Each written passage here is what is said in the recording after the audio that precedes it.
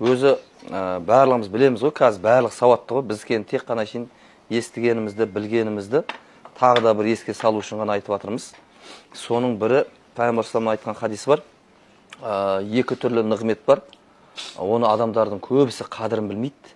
Ол біреу денсаулық, екіншісі бос уақыт дейді. Бос уақыт. Енді өз басынан өткен нәрсені айтайын. Осы хадиске байланысты. Менің аяғым ісіп кете береді. Қайта-қайта бірден ісіп кете салады. Болды, неден болатынын білмеймін. Былай тексертем, шықпаған, сынбаған, балдақ ұстап қала берем. Екі балдақпен жүрем. Содан сөйтіп жүрген кезде осы Шымкенттегі бір Жандос, Абдықайым деген аға інілерім бар. Солар аға жүріңіз Ташкентке деді. Ай, шай жоқ, екеуі Ташкентке алып та кетті. Сөйтіп Ташкентте Еркін деген профессор бар екен. Ташкентте 19-шы больница деген бар екен. Менен жақсы білмеймін, ана кісілер біледі. Деген профессор бар. Оны біздің Қазақстанда Алматының дәрігерлері сол кісімен ақылдасып отырады екен. Қазақ кісі екен да, өте білімді кісі деді. Содан барсақ өзінде отыр екен.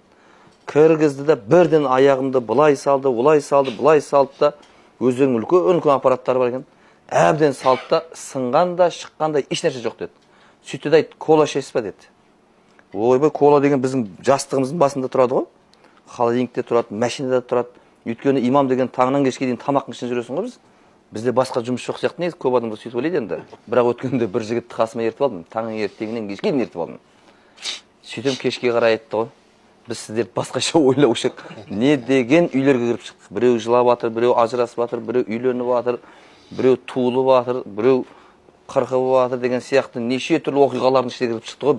Бір күнде неше түрлі оқиға. Біз енді бір неміз ғой, қаншама жерді аралап шығамыз ғой бір күнде. Содан кола ішесіз ба деді. Иә дедім. Өйткені көп тамақ ішіп қоямыз, шынында да тамақтың несін біз өзіміз айтқанмен онша білмейміз қандай. Мерасын андай. Сөйтіп коланы соң қортады деп ше берем. Сонда ана кісі айтты. Сіздікі мынау коладан болып тұр қазір аяғыңыз деді. Неге демем? Мына айран іштік қой қазір, иә? Қандай керемет, иә, айран деген. Өзі осындай кезде ішпесең, артақ күніге іше бермейміз ғой. Айран ішіп, құрт жеп, сүт ішіп, адам не жинайды деді денеге? Кальций жинайды деді. Олар денеге кальций береді деді. Балық та кальций береді, değil mi? Содан кальцийдің жұмысы, негізі кальцийдің жұмысы сүйекті қатайтып ұстап тұру екен ғой. Сүйекті қатайтып ұстап тұру екен. Сонда жаңағы айранмен, сүт, жаңағы құртпен денеге кальций жинап отырады екенбіз үнемі. Ал бір отырғанда дейді, 1 литр кола ішетін болсаң дейді, жаңағы кісі айтып жатыр. Мен ана кісінің сөзін ғана айтып жатырмын, дәрігердің.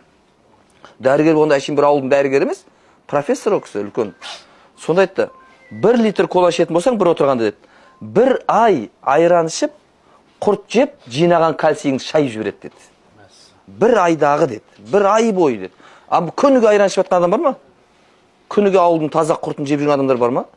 Ол құртты жеп те қатырып жатқан жоқпыз, айранды ішіп те қатырып жатқан жоқпыз ғой, шындап келгенде. Қазір соңғы кезде байқасаңыздар, кішкентай балдар да әшейін тек-бешектен құласа болды, порт-порт аяқ қол сынып кетіп жатыр. Мына үлкендер де құласа болды, порт-порт сынып кетіп жатыр. Неге десек, ана сүйектің бәрін ұстап тұратын не жоқ? Кальций жоқ. Содан Алланың қалауымен тоқтаттық ол нәрсені. Қалай ана кісі маған түсіндіріп айтты, мен тоқтаттым, одан кейін қайтып аяғым іскен де емес, олай ауырған да емес. Бірақ енді анда-санда ғана бір көп тамақ ішіп қойғанда ғана бір бокал ішуіміз мүмкін. Бірақ ана 1 литрді бірден емес, күніге емес те одан кейін ше оны. А бізде қалай ойлайсыздар? Күніге ішіп жатқандар бар ма жоқ па?